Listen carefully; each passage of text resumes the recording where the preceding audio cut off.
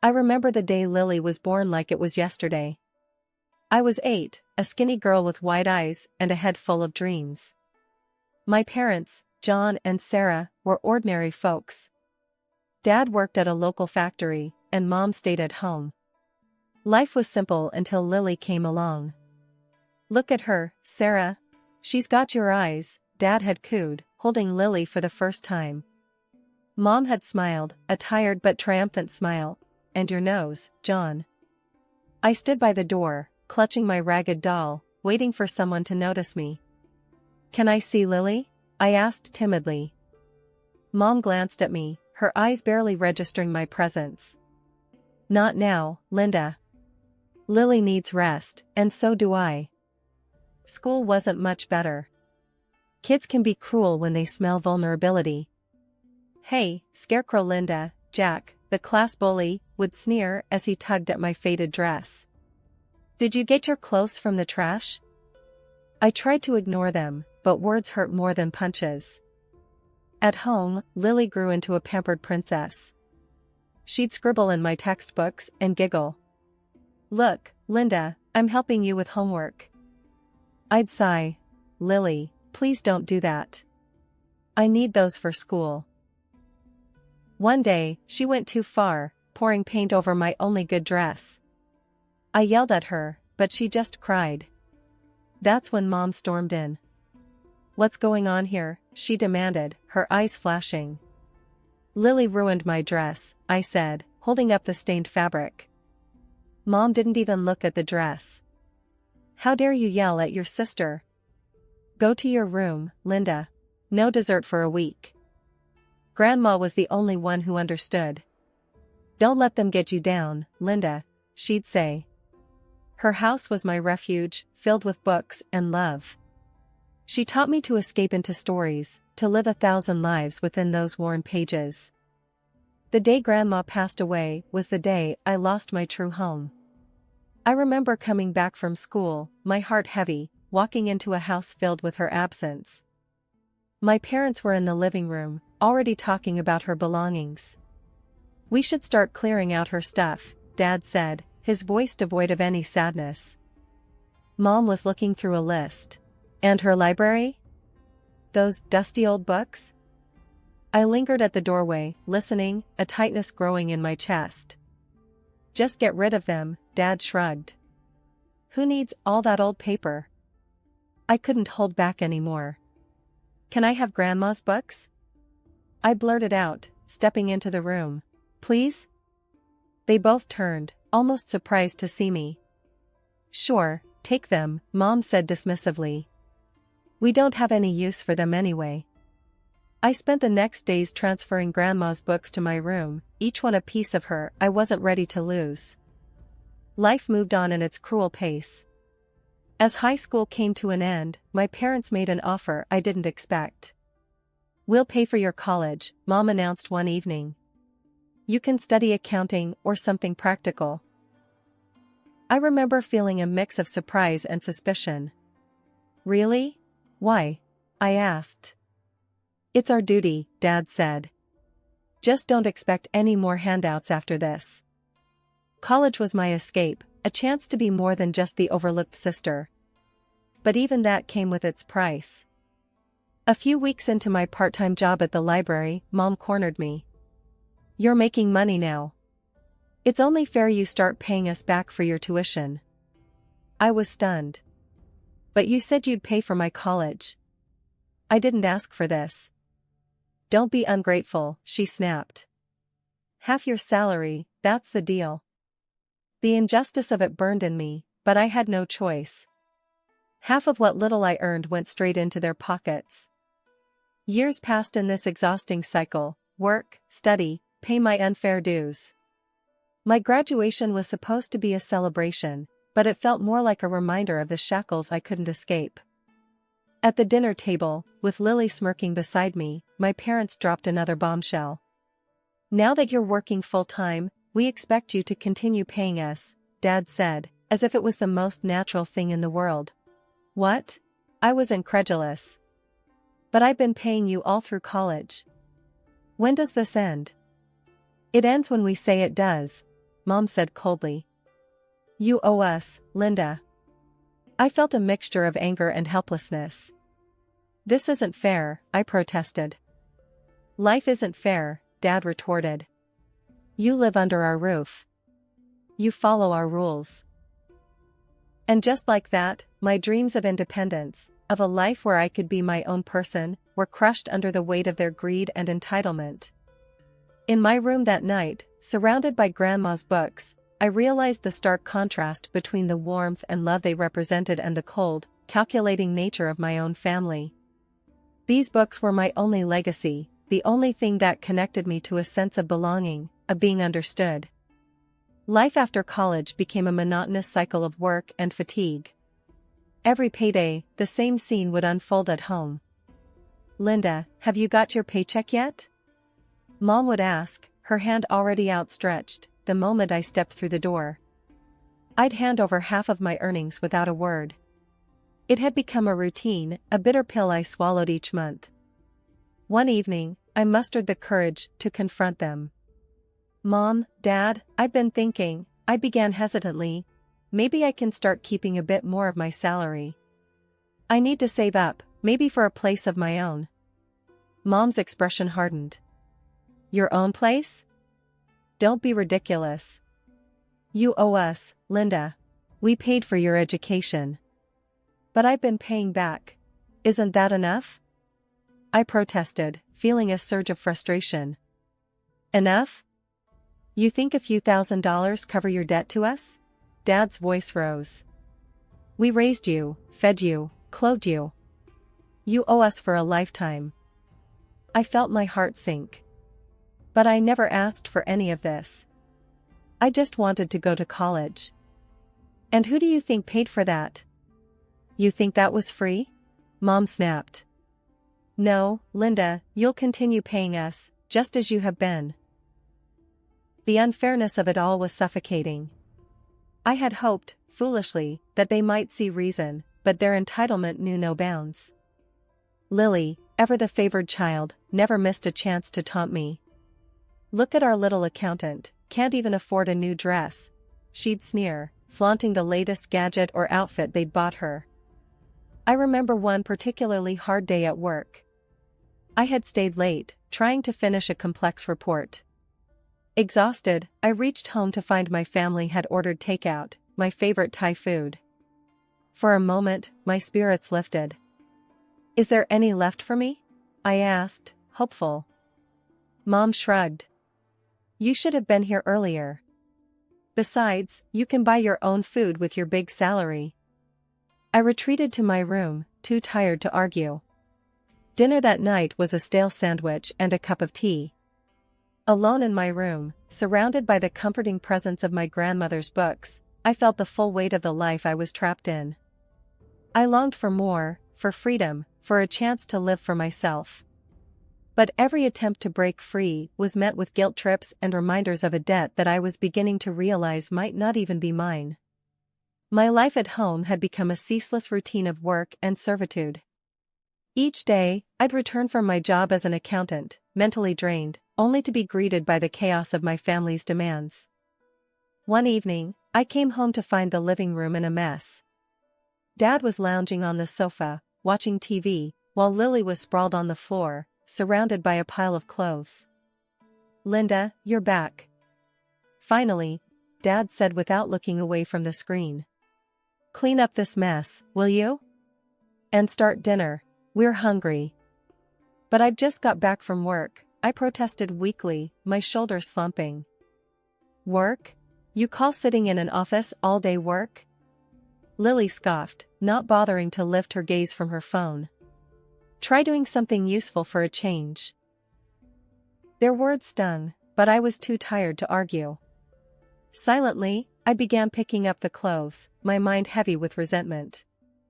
As I cooked dinner, the familiar sense of injustice gnawed at me. I was more than just their housekeeper, more than their source of income.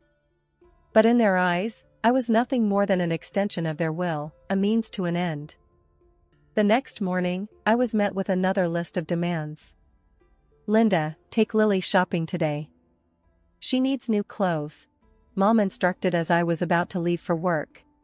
But I have a busy day at the office, I said, my voice strained with frustration.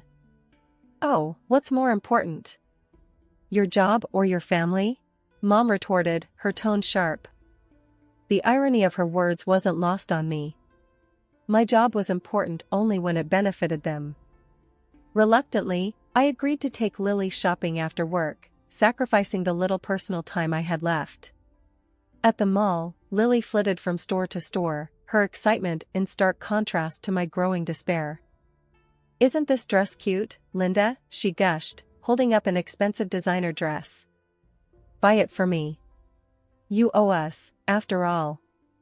I looked at the price tag and felt a pang in my chest. Lily, this is too much. I can't afford this. Can't afford it? But you're the big earner in the family, she taunted, her voice dripping with sarcasm. Stop being so stingy. I bought the dress, my heart heavy with the knowledge that this was just another link in the chain that bound me to them. That night, as I lay in bed, I realized that my life had become a cycle of giving my time, my money, my energy, with nothing in return. I was trapped in a life of servitude, catering to the whims of a family that saw me as nothing more than a resource to be exploited. The day of my 30th birthday dawned just like any other day. I woke up early, hoping maybe, just maybe, this day would be different. That my family would remember and we'd have a small celebration, a moment of happiness. I walked into the kitchen where Mom, Dad, and Lily were already having breakfast. Good morning, I said softly. Dad glanced up. Morning. Make sure you're not late for work. I waited, hoping for more, but there was just silence. My heart sank. They had forgotten. It was just another day for them. I tried to hide my disappointment as I prepared my breakfast. The clock ticked away, each second a reminder of how little they cared. As I was about to leave for work, I mustered up the courage to remind them. You know, today is my birthday, I said, my voice barely a whisper. Mom looked up, a flicker of surprise crossing her face before it vanished. Oh, is it? Well, happy birthday. Don't expect us to throw a party. Lily snickered. Yeah, happy birthday, Linda. Maybe you can treat yourself to something nice with your big paycheck. Their words stung like 1,000 needles. I left the house, holding back tears, feeling more alone than ever. The day at work was long and tiring. When I returned home, I hoped maybe they'd have a change of heart. But the house was just as I'd left it. I found Mom, Dad, and Lily in the living room, ordering food from a fancy restaurant over the phone. My hopes dissipated like mist. Are we expecting guests? I asked, a glimmer of hope reigniting. No, just felt like ordering something nice, Mom said casually. You can join us if you want. I watched as they ordered dish after dish, my heart sinking with each click of the phone. Should I get the lobster or the steak? Lily mused aloud. You should get both, Mom encouraged. I stood there, a bystander in my own home. They hadn't just forgotten my birthday, they didn't care. I retreated to my room, the walls echoing with their laughter and chatter. I sat on my bed, surrounded by Grandma's books, the only gifts I'd ever truly treasured. In the silence of my room, I called my Aunt Mary, the only other person who had ever shown me kindness. She answered with a warm, "Happy birthday, Linda. How are you, dear?" Her words, so simple yet so full of warmth, brought tears to my eyes. We talked for a while, and she shared stories about Grandma, bringing a smile to my face. Then she said something that stopped me cold. You know, your grandmother would be so proud of you. She always wanted the best for you. That's why she left the money for your education. I was confused. What money, Aunt Mary? The money she saved up for your college. Didn't your parents tell you? She was so determined to give you a good start in life. My world spun. Grandma had paid for my college? All these years, my parents had lied, making me believe I owed them. I hung up the phone, my mind racing. The truth was a key, unlocking the chains I'd been bound with for so long. My parents had manipulated me, used me, all based on a lie. That night, I couldn't sleep. The revelation churned in my mind, a mix of anger, betrayal, and a newfound sense of determination. I couldn't let them control me anymore. I had to break free, to find my own path. The next morning, I confronted them. I know about the money Grandma left for my education. Why did you lie to me? Their reactions were a mix of shock and defensiveness. We did what we had to do, Mom said coldly. We're your parents. It's your duty to support us. Duty? You lied and made me your servant. I exclaimed, my voice trembling with emotion. Dad just rolled her eyes. Drama queen. You should be grateful we let you live here. That was the final straw. I was done being their scapegoat, their cash cow. It was time for me to take control of my life. The morning after my birthday was a new beginning. The sun seemed brighter, the air fresher, as if the world was acknowledging my resolve. I had packed my things quietly, trying to avoid any early confrontations. But as I was about to leave, Mom and Lily confronted me in the hallway, blocking my path. Where do you think you're going with those bags? Mom asked, her eyes narrowing.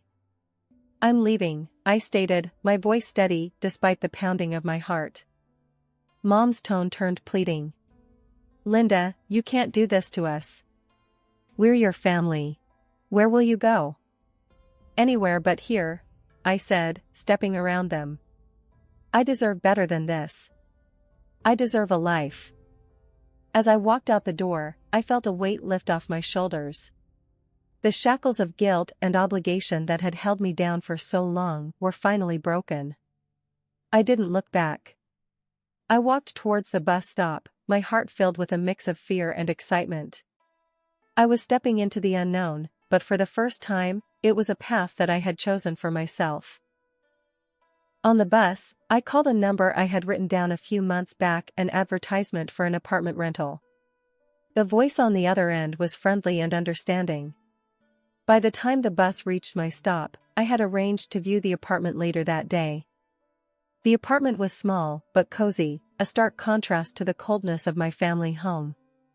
As I signed the lease, I felt a sense of ownership and independence I had never experienced before. That night, in my new apartment, surrounded by my grandmother's books, I finally felt at peace.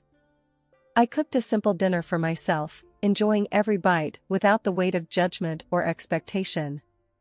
My phone rang several times that evening, the caller ID showing my family's number. But I didn't answer. I was done letting them control my life. Instead, I curled up on the small sofa with a book, losing myself in a story of adventure and courage. It was like Grandma was there with me, her spirit encouraging me to live the life I was meant to have. In the quiet of my apartment, I made a promise to myself. I would live my life on my own terms, find my own happiness. I would no longer be the overlooked child, but a woman strong, free, and in control of her destiny. Settling into my new apartment was like starting a fresh chapter in my life. I had my own space, and for the first time, I could use my salary for myself. It was a revelation to realize how far my earnings could stretch when I wasn't giving half of it away to my parents and sister. I could afford good food, stylish clothes, and even indulge in a bit of self-care. One of my first acts of independence was giving myself a complete makeover. I got a stylish haircut, something I had always wanted but never dared to do. I bought clothes that made me feel confident and happy. Every morning, I dressed for work with a sense of pride and excitement. At work, my colleagues noticed the change immediately. Linda, you look fantastic. What's your secret? Sarah, one of my closest colleagues, asked me one day. Just enjoying my life and embracing the change, I replied with a smile, feeling a sense of accomplishment. But the most important thing I did after moving out was to take my grandmother's books with me. Those books were more than just literature, they were a connection to the happiest part of my childhood and a reminder of my grandmother's love. Every evening, after returning from work, I would make myself a cup of tea and curl up with a book from Grandma's collection. It was my way of keeping her memory alive and cherishing the love for reading she had instilled in me. Life in my new apartment was peaceful and fulfilling. I relished in the small joys, like cooking my favorite meals, decorating my space, and losing myself in a good book. The sense of freedom was exhilarating. One afternoon, as I was arranging my books on a new shelf, I came across an old photo of my grandmother tucked inside a novel. Tears welled up in my eyes as I held it. I knew she would have been proud of me for finding my own way. I placed the photo on my nightstand, a nightly reminder of where I came from and the strength I carried within me. My grandmother's enduring love and the lessons she taught me were my guiding light. As days turned into weeks, I found myself evolving. I was no longer the overlooked, burdened daughter and sister. I was Linda, an independent woman who had taken control of her life. I had a job that I enjoyed, a cozy home filled with memories, and the freedom to be myself. Life was no longer about surviving, it was about living, thriving, and finding joy in the little things. My transformation was not just external, it was a deep, internal change that had reshaped my view of the world and myself. Every morning, as I looked at myself in the mirror, I saw a confident, happy woman staring back at me. I was finally at peace, living a life that was truly my own. I had been living in my new apartment for a month when my phone rang one evening. The caller ID flashed my parents' number, a sight that now stirred a mix of emotions. Bracing myself, I answered. "Linda, this is ridiculous. You need to come back home. We can't manage without the money you were giving us." Mom's voice was both pleading and demanding. "I'm sorry you're finding things tough, but I've moved on. Maybe it's time you both looked for jobs," I suggested, trying to keep my voice calm. "How dare you talk to us like that? After all we've done for you?" My dad's voice boomed through the speaker. "I've done my part for years. It's time for you to take responsibility for your own lives," I replied firmly. Their response was a barrage of insults and accusations, but I held my ground. "I'm not responsible for your financial problems," I repeated before ending the call. A few days later, there was a knock at my door. Opening it, I found my sister Lily standing there, her expression one of expectancy. "Linda, I need money for a new gadget. Just transfer it to me like before," she said, as if nothing had changed. I couldn't help but laugh at the absurdity. "Lily, I'm not your personal bank anymore. You should try earning your own money." Her reaction was immediate and intense. She began screaming at me, hurling insults and accusations. "You owe us. You're just a selfish, heartless monster." Her screams were so loud that they attracted the attention of my neighbors. Concerned, one of them called the police. Soon, 2 officers were at my door, questioning us about the commotion. After explaining the situation, the officers escorted Lily out, who continued her tirade even as she was led away. I blocked my family's numbers on my phone after that. I was done being their scapegoat and ATM. The next few weeks brought whispers of my family's worsening situation. Mutual acquaintances shared stories of their mounting debts and desperate attempts to find money. My parents, who had never worked a day since I started earning, were now doing odd jobs. Lily, too, found herself in a situation she had never imagined. The sister who once mocked me for my old clothes was now selling her designer outfits and expensive gadgets just to make ends meet. Despite a fleeting sense of pity, I reminded myself of their years of neglect and exploitation. They had chosen this path, and it was their responsibility to navigate it. In my world, life was blossoming. My job was going well, and I was enjoying my newfound freedom and independence. My apartment, once a distant dream, was now my haven of peace, filled with memories of my grandmother and her books. One evening, as I sat in my reading nook, a sense of profound contentment washed over me. The once overlooked and undervalued daughter had transformed into an independent woman. I had broken free from the chains of familial manipulation and emerged stronger.